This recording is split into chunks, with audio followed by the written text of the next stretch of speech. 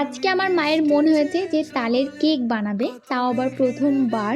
আমার মা আবার তালের যে কোনো জিনিস খেতে খুব পছন্দ করে, কিন্তু আমরা মানে বাকিরা আবার খুব একটা পছন্দ করি না, মানে খাই না বলতে পারো। সেই জন্যই আর কি মায়ের এই স্টেপটা নেওয়া যে ঠিক আছে তালের কেউ কিছু খাচ্ছে না, তো চলো তালের কেক বানানো যাক, তাহলে যদি সবাই পছন্দ করে খায়। এই জন্য মা একটু টেনশনেও ছিল যে কিরকম হবে, ভালো হবে কি না, প্রথমবার বানাচ্ছি। তাই যতক্ষণ ওটা হচ্ছিল মা একটা চেয়ার নিয়ে ওটার সামনে হাঁ করে বসেই ছিল। কিন্তু সত্যি এটা খেতে বেশ ভালো হয়েছিল, মানে আমি তাহলে কিছু খাই না, কিন্তু এটা খেতে বেশ লাগছিল। তারপর সন্ধেবেলায় বেরিয়েছিলাম স্নেহার সঙ্গে।